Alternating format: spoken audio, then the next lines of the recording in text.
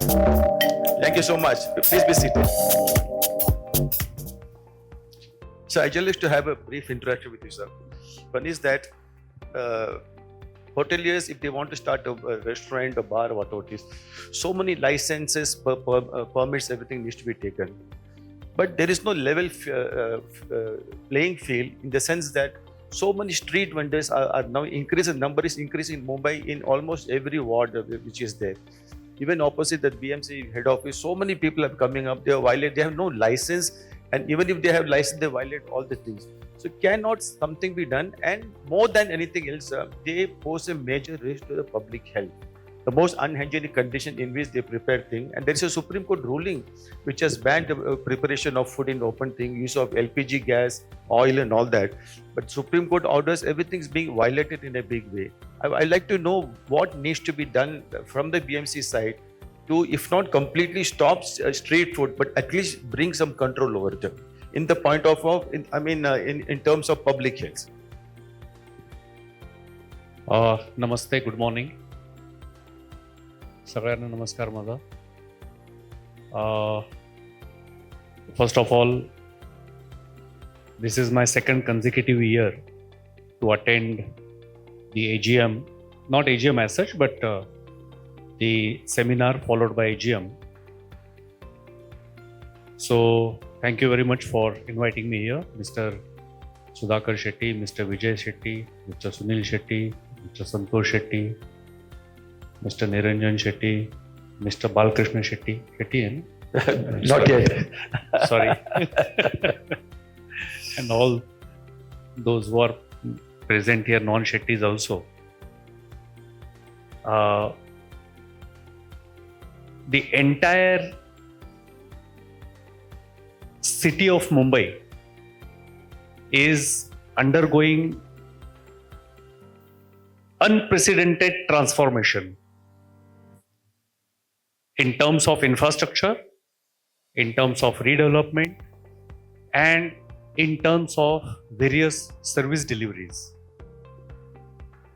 The pace at which the city is changing is phenomenal.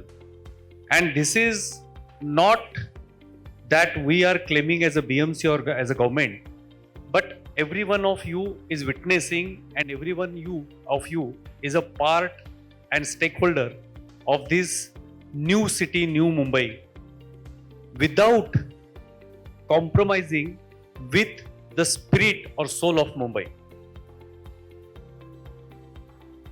Food, of course, is one of the integral part of the soul of Mumbai. The restaurants, the hotels, the food sector, the various experiments which have been done by the new age restaurateurs. You are the integral part, and your contribution to the society, to city of Mumbai, cannot be disassociated from the entire journey of Mumbai.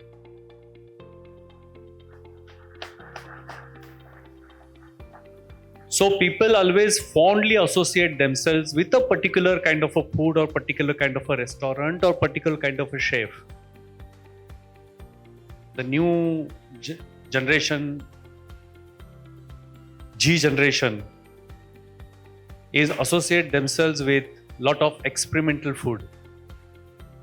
And I think Ahar, all through its journey, is not only a policy advocate, but at the same time playing a very critical role of creating a forum between government, various organizations like BMC and its members, in order to have a very healthy kind of a creation of very healthy kind of a ecosystem. So my compliments to all of you, to the office bearers of Ahar. Now coming back to Bala's first question, what do you do about the vendors? And here we are discussing particularly the food vendors. See, this entire feriwala thing, including the food vendors, is, as we know, there is no quick fix solution to this. It's a very complicated issue. Few years back, the court has ordered us to do the entire survey of feriwalas, form town vending committees, and create feriwala zones, and remove all those don't have the license. So accordingly, BMC conducted the survey, came out with a figure of about 10,000 those who are authorized licenses.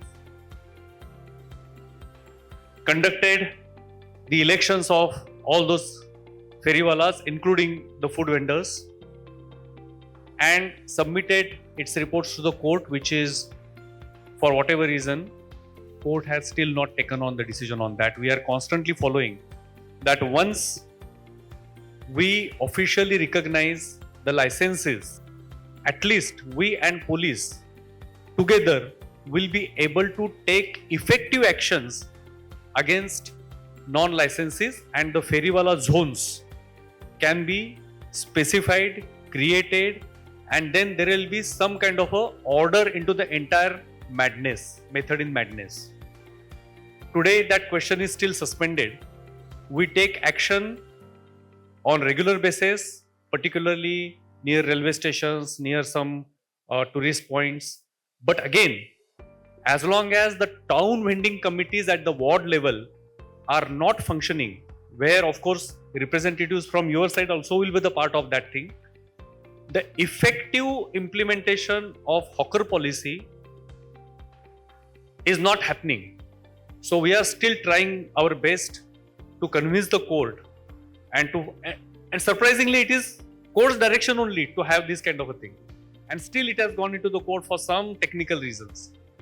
So with due respect to the court, we are asking the court to take a final decision. So the town vending committees will be there, authorized hawker zone will be there, authorized food vendors will be there, and the number is very, very less, I tell you. Right now what we are saying, we are trying to take action, but repeatedly they have been occupying those places, coming out with very creative things like food trucks and all those things. As you may be knowing, we had just withdrawn the policy of food truck because it was creating nuisance everywhere. So there is no food truck policy. Whatever food trucks you may observe are unauthorized. We are not supporting, we are not giving any license to any food truck. They themselves are proclaiming that they are official or something, but from BMC side, we are not giving anything to the food truck kind of a thing. We, as far as hygiene is concerned, we signed MOU with FASAI, and we conducted lot of orientation training classes to the food vendors. But of course, that is conflicting with the interest of Ahar. We are aware of that thing. But as a common public health, we must appreciate that there is a certain kind of a section of people who are dependent on food vendors. Food people, though they are not allowed to make food there, they can only pre-cooked food. But still, as I said, and I agree that despite our best efforts, we have not been able to find a conclusive solution to this. But with the effort of all of you, court, we will try our best to correct the distorted situation in city of Mumbai. Thank you so much, sir. So you mentioned about FSSAI. This act was formulated, it came into force, a notification 2013-14 or whatever it is. And it was specifically mentioned in the act that within 3 years, all other laws will become defunct. The entire country, there will be one law regulating food industry. But sir, but even now, despite that, actions are being taken against restaurateurs under 394 of the BMC Act, which is creating a lot of this and conflict between FSSAI, this kind of thing. So hoteliers just don't know where do they stand. If there can be some clarity from your side, sir, that will be of great help.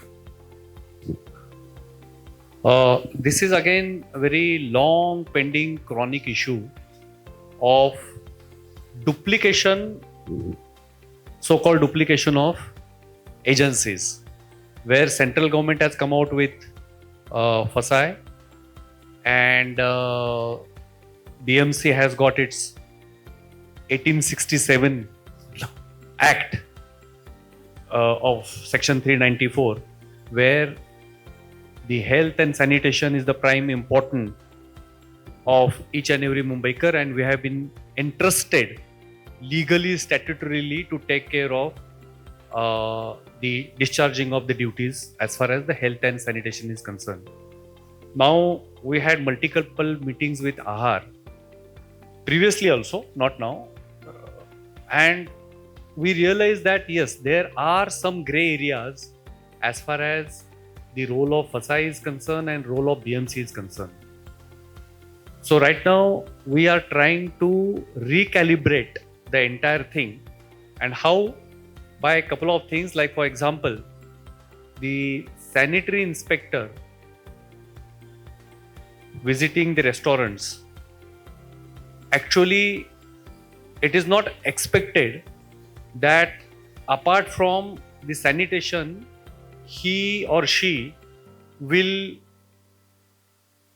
take out some other points like fire related things, fire NOCs or construction NOCs or any other thing which is not related to sanitation. So now at the first step, we are removing all those things from the spectrum of sanitary inspector. That sanitary inspector has nothing to do with all those things. So he will randomly, and that randomization will take place at the zonal level, that randomly he will come once in 3-4 months and just look only sanitation part of it. Now, as far as FSAI is concerned, FSAI is regulating the food part of it, and they themselves are writing to us that they don't have that much of manpower to reach to each and everything, so they are asking the support from BMC. So it is little catch-22 situation for us, because one side the industry is saying that the duplication should be avoided. The other side, FSAI is of the opinion that they still don't have that much of capacity to control or to regulate or to visit these things. So I think it's a kind of a transition period right now. But from our point of view, we are doing two things.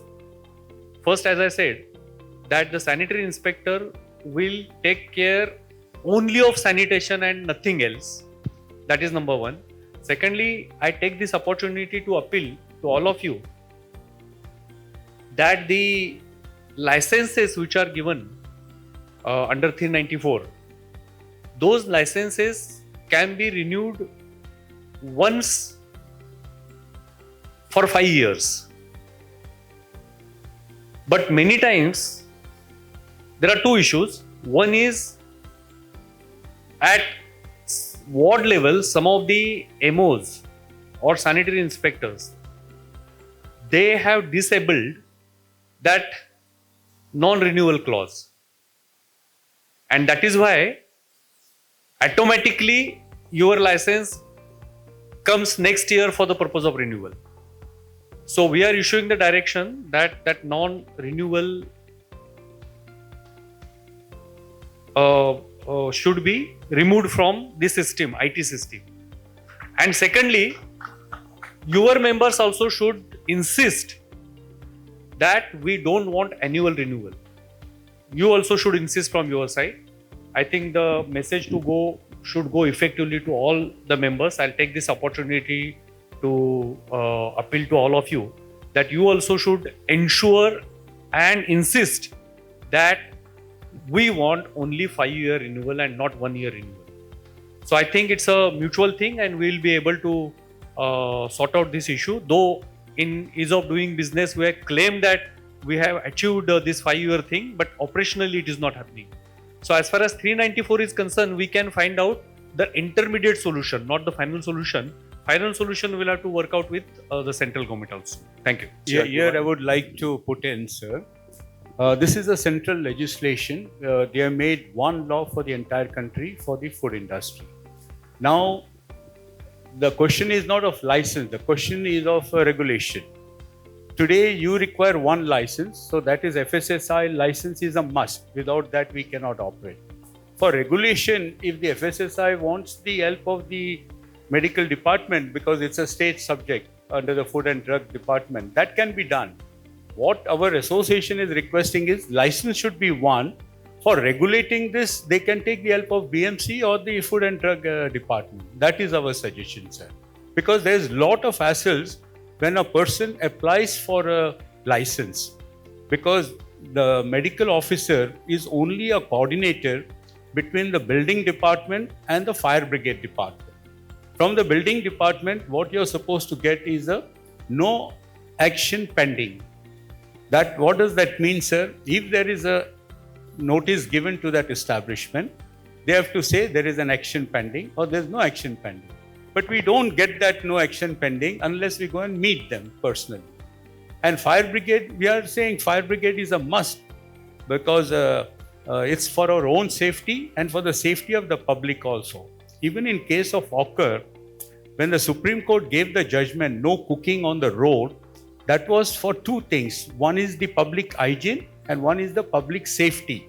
Because when you have a gas cylinder on the road and you're doing the cooking, and if somebody smokes a BD and throws it and if there's a blast, that's the reason why the Supreme Court said no cooking on the road, but you can sell it at a predetermined place. So on this, you must discuss with your department and take the necessary action, sir. Sir, it's a good thing you have clarified regarding 394. It's a very happy news for the entire industry. Sir, there is another issue which is regarding glow sign.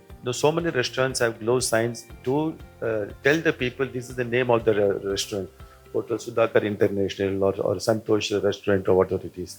But these are being treated as advertisements. I have gone through an extremely detailed legal opinion given by Advocate Rastogi. I would request Mr. Santosh to give a copy of it to send it to him kind of thing. So this is one issue which is ranking the industry because they say we are only advertising the name of our restaurant or establishment, but these are being treated as advertisements and then we are being charged about it. So can something be done about it, sir? This glow sign or sky sign, particularly glow sign issue, has stuck into the matter of interpretation, legal interpretation. It's not an administrative interpretation. And that is the reason we are now coming out with a third category where the glow sign for the purpose of captive use will be charged or the tariff, whatever that advertisement thing, will be at a subsidized rate. Because if we do it only for restaurants, there are other hundreds and thousands of establishments like stores, like banks. Those also will get unnecessary highly subsidized rate or zero rate. So that will be a big dent on the revenue of BMC. But as far as the restaurants are concerned, we already have decided to create a third category which will be applicable mostly to the restaurants only. So that will come out in next few days.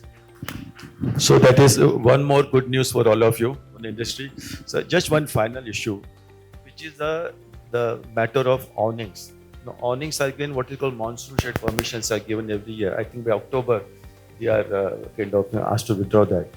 So given the space constraints in Mumbai and so many buildings, if the society has no objection to a restaurant continuing the awning, if it is especially of the folding type, there should be no problem for anybody, so long it doesn't hamper movement of people, movement of public, anything like that. And almost all the awnings, they are in the open space of the building where the restaurant is situated. So if awnings can be given, that is one of the demands of the industry. If awnings can be given on a yearly basis, permission yearly basis, instead of only during monsoon permission, that will be of great help. They'll be able to serve more people. The turnaround will be much more. If you'd like to share your opinion on this, sir. I think the Ahar AGM and the conference should be before October. Since every year you organize this in November or December, then the question comes about October end के आगे क्या होगा? I think awnings and monsoon shade, these are two little variable things.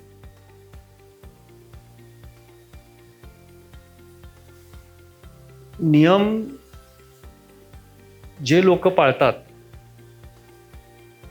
किंवा जे लोक पाळत नाहीत त्यांच्यासाठी नियम बनतात.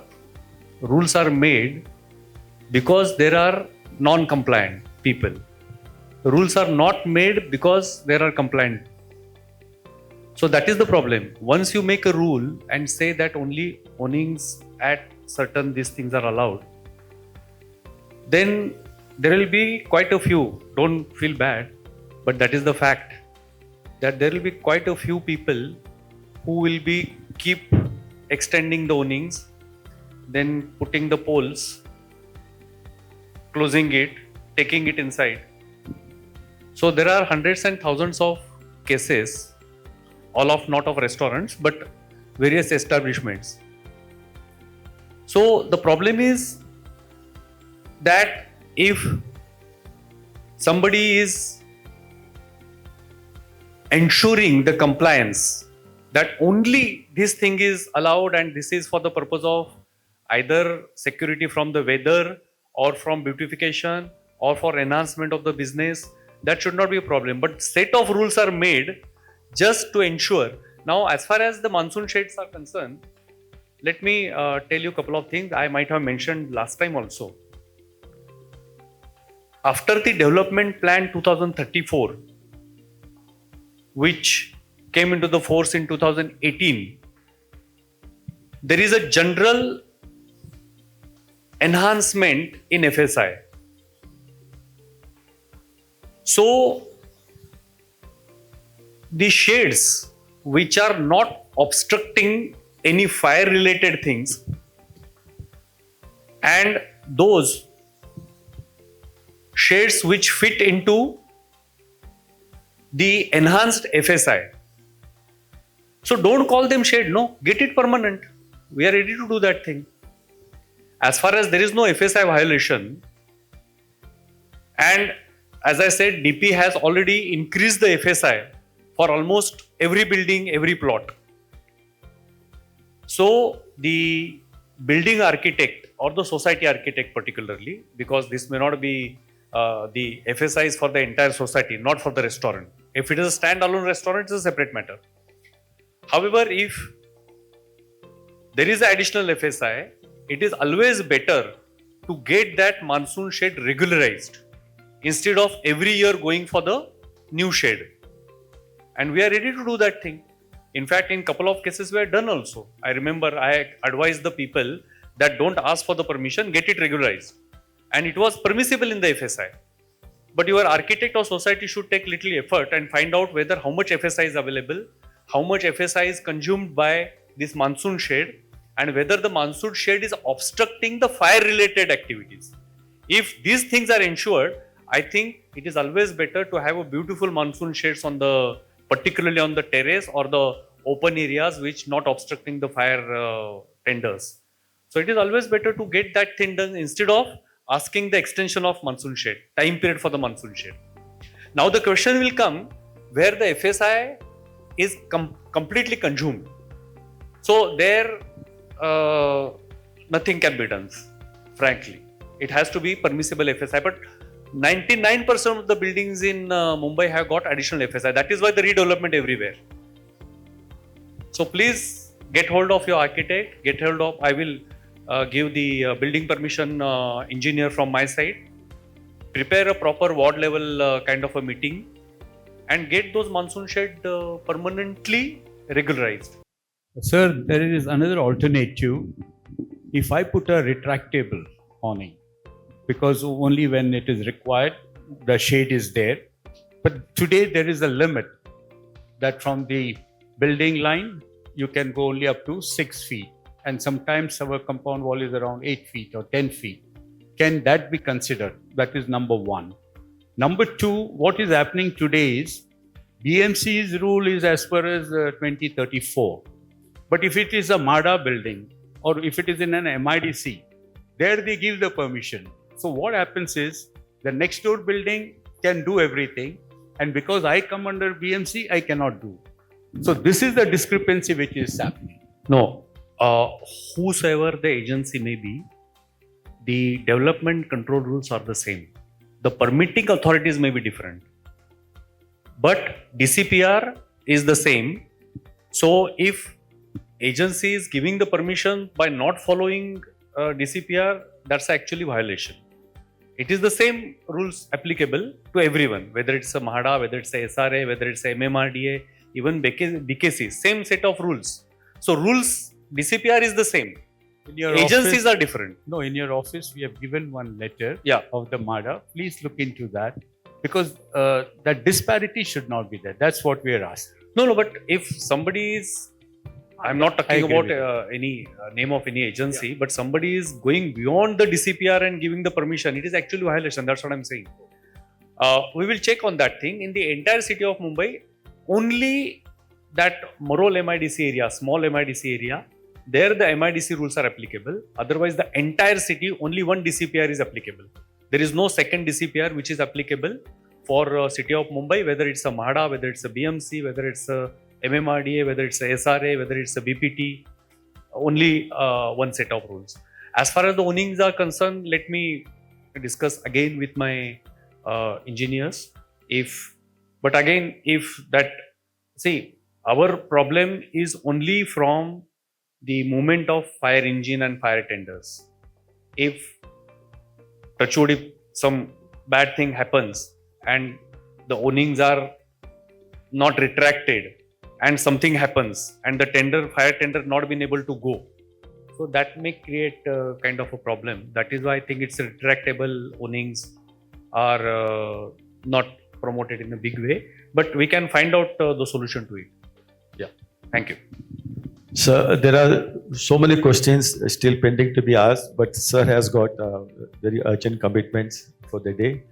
If you notice one thing, the reply which Mr. Gagrani gave to each and every question, they were very positive. It shows that he has got a positive attitude towards solving the problems of the restaurant hotel industry in Mumbai. And we are extremely privileged. And whatever suggestions he has given, I would request you to follow it up. Santosh and this team can follow it up. And like what he suggested regarding awnings and the monsoon shed at the ward level, he is willing to give an engineer from his side. I don't think there can be a better offer. So thank you very much for sparing of valuable time, and we really wish you all the best, sir. Thank you.